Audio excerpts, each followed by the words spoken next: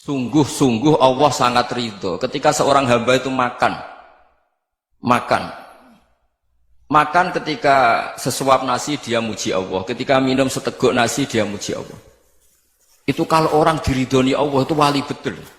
Itu untuk jadi wali itu gampang. Kamu makan ridho. Kamu ninjak buminya Allah ridho seneng. Kamu hidup keseharian aman seneng. Nah ini supaya sampean kita semua lah, kita semua ngaji betapa panduan Rasulullah untuk menggapai ridho Allah itu banyak yang keseharian sekali. Saking kesehariannya banyak dalam hadis dan itu sahih. Nabi menyebut hal-hal yang keseharian. Hatta ma tas'alu fi imra'atika, kamu punya uang kemudian istri kamu bisa makan itu ibadah. Bahkan sebagian ibadah itu dicontohkan Nabi yang akhirnya diprotes sahabat.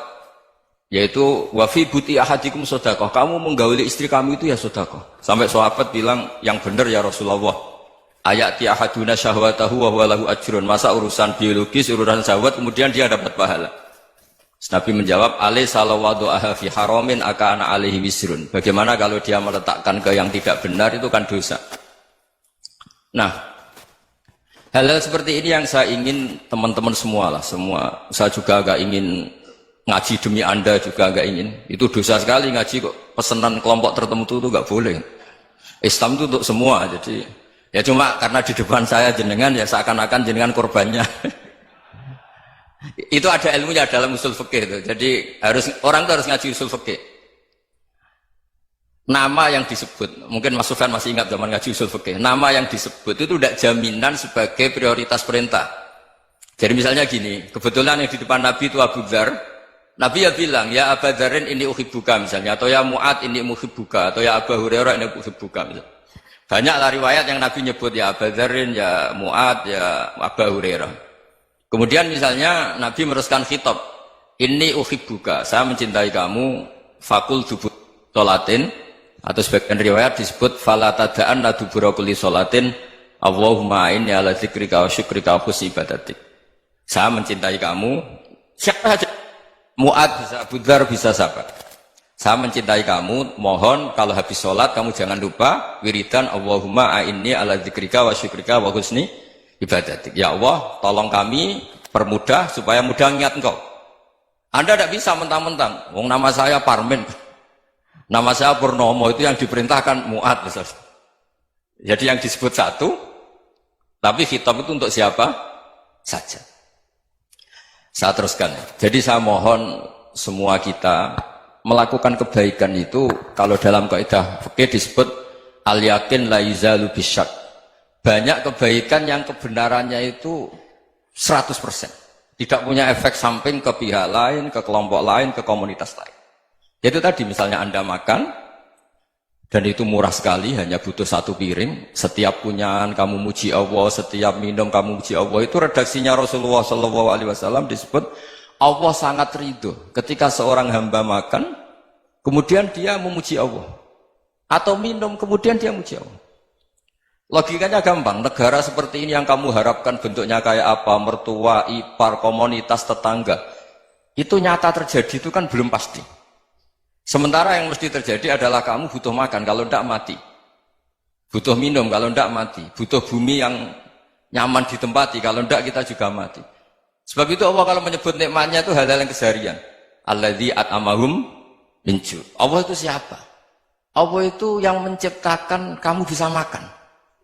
Tidak berlebihan. Allah itu yang menciptakan kondisi sosial itu ideal. Zaman Nabi itu ya ada orang munafik. Orang-orang pilihan Allah itu juga diuji orang sekelilingnya yang macam-macam. Semua diuji sesuai konteks zaman dan waktu. Nah, tapi ada ibadah-ibadah yang selalu disarankan Nabi. Sampai Nabi itu pernah ditanya, ayul Islam ya khairun ya Rasulullah, Islam terbaik itu gimana? Jawaban Nabi itu unik. It'amut to'am. Islam terbaik itu ya makan-makan, santai-santai.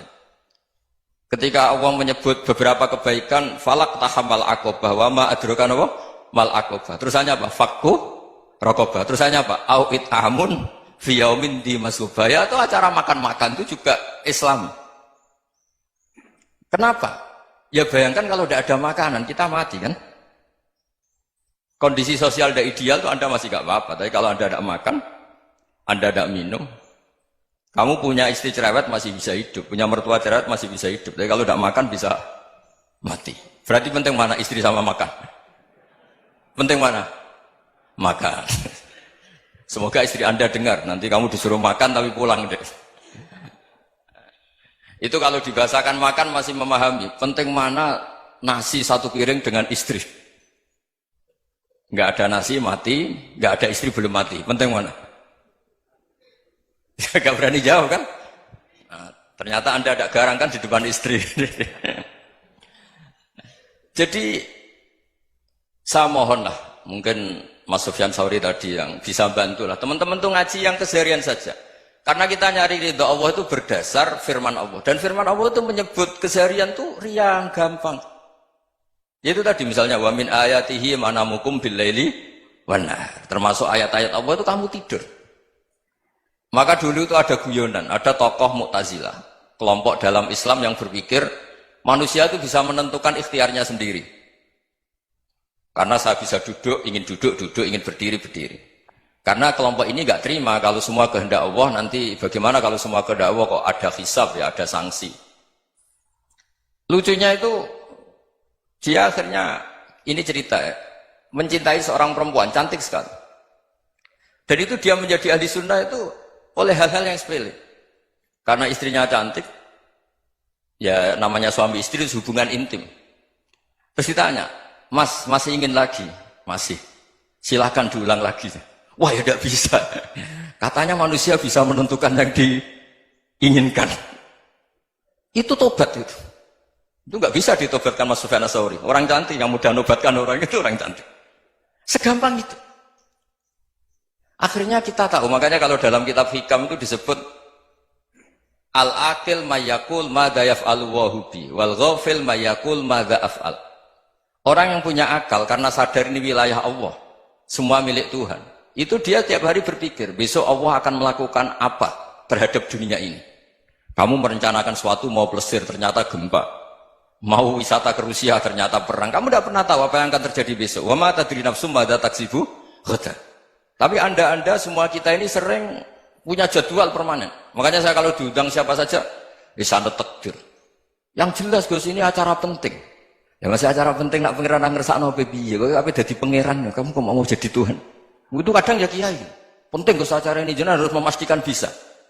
Loh kamu itu yang ngajarin tauhid, sesuatu itu biadillah kok bilang-bilang apa pasti. Kalau maksa terus tak tobatkan kamu kata saya. Ya kalau gitu Gus bilang insya Allah. Wah itu hati saya, fisik saya, roh saya sudah bilang insya Allah. Tidak usah kamu latih kata saya. Nah hal-hal tauhid keseharian itu gampang sebetulnya.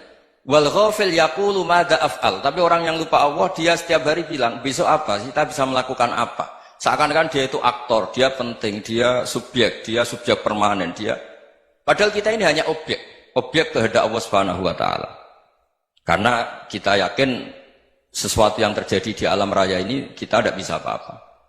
Makanya saya sering ngaji, sering bilang saya, ketika Anda mensifati Allah, Dia yang menghidupkan.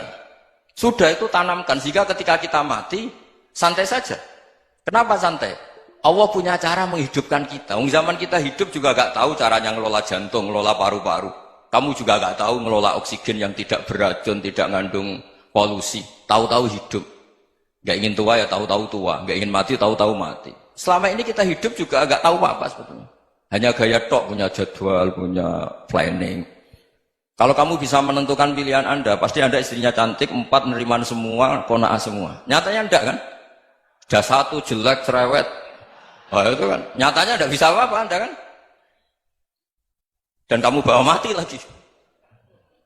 Itu kan, istri Anda juga gitu, punya keinginan, punya suami yang ganteng, yang jabat, yang neriman, yang enggak poligami. Ya enggak kesampaian juga. Kalau kita ngitung tingkat kegagalan kita itu gagal terus. Ya kan? Nah, terus ingat Allah, madza yaf'alu wa bi. Orang yang punya akal selalu berpikir Allah itu menghendaki apa terhadap saya. Lalu sama-sama orang melihat orang yang serius, itu kata Anda itu pemikir berat, serius. Senang punya tokoh yang merengut karena kamu anggap serius.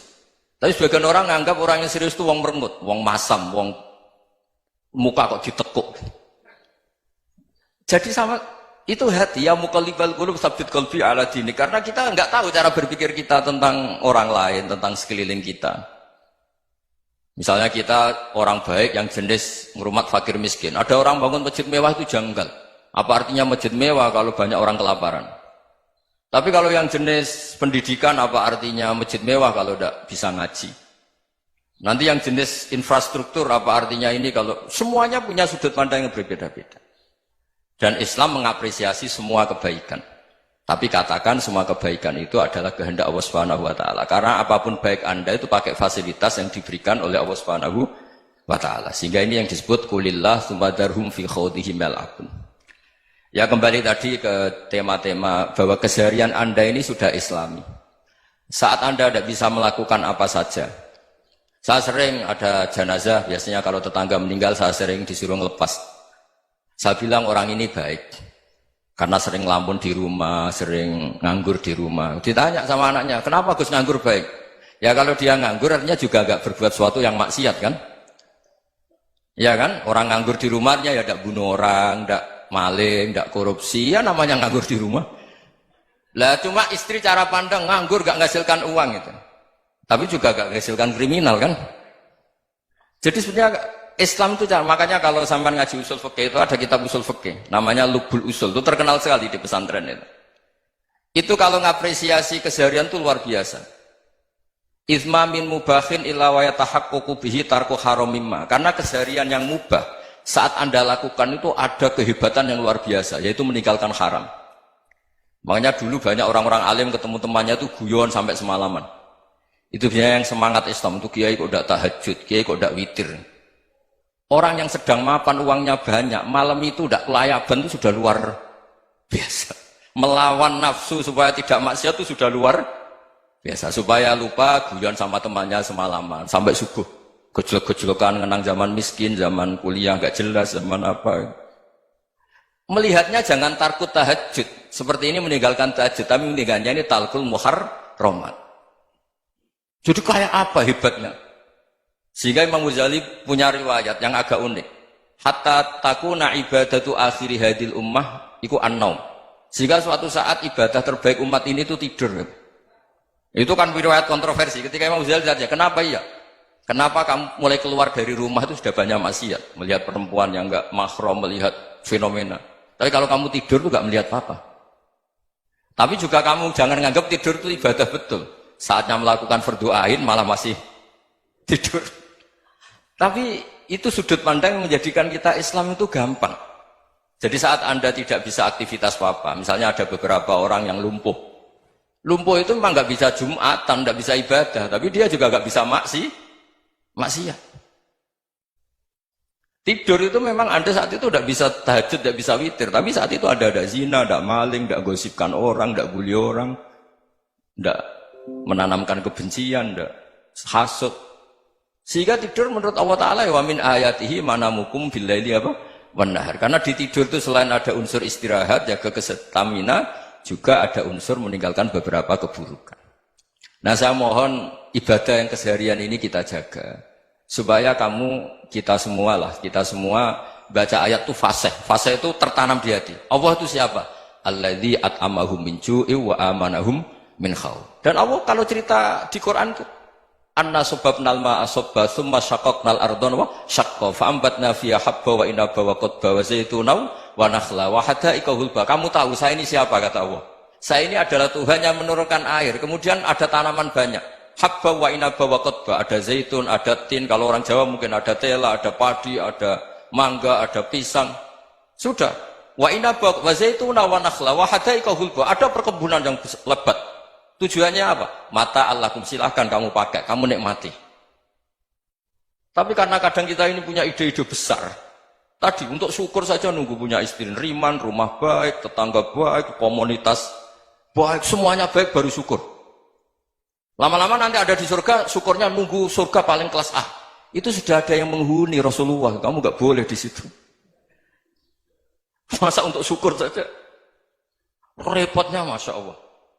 Jadi mohonlah Quran yang kalau Anda hafalkan juz sama itu kan ada ayat-ayat yang kayak tadi. Ya, fal yanzuril insanu ila ta'ami. Coba lihat Apa yang kamu makan ya? Dari mana? Dan untuk mempertahankan hidup kamu keseharian. Jadi jangan kira ibadah itu harus membentuk komunitas yang versi Anda. Ibadah itu harus yang hal yang mulu-mulu. Kesehariannya Anda alami. Loh, ini saya tidak bikin-bikin. Saya ngaji bukan karena berdasar pesanan. Itu ayat yang saya baca kan betul ada ayatnya kan. Fal yang dzuril insanu ila ta'amih anna sababnal ma'a sabba thumma syaqaqnal arda syaqqa fa ambasna fiha habba wa inaba wa qadba wa zaituna wa nakhla wa hadaiqa ghulba. Terusannya apa? Mata'al lakum, silakan kamu nikmati. Mata itu silakan kamu nikmati. Ya kayak sampean dikasih hidangan ya makan. Ya sudah makan, habis makan ya minum, habis itu ngantuk ya tidur. Ya sudah normal-normal saja. Kayak apa indahnya Islam. Tapi Anda mencari Islam yang gimana lagi? Nah itu yang diajarkan guru-guru kita, diajarkan sanad kita sampai Wali Songo, sampai Rasulullah SAW. Bahwa pada akhirnya ada jihad, ada perang. Itu dulu memang perang, bukan membunuh. Beda. Dulu kita dijajah Belanda ya perang, dan itu normal karena kita dijajah. Jadi ketika orang lain ingin baik sama kita, wa in ahadum minal musyrikin astajaruka ya fajirhu hatta yasma'a kalam Allah. Kalau mereka ingin baik ya kita baik. Makanya ada istilah musta'man, mu'ahad. Kalau mereka ingin damai, berdampingan dengan kemajmukan ya itu yang lebih baik. Karena memang Islam menghormati proses perdamaian. Wa in janahu nawa lisalmi ya fajnah lah. Kalau ingin damai ya kita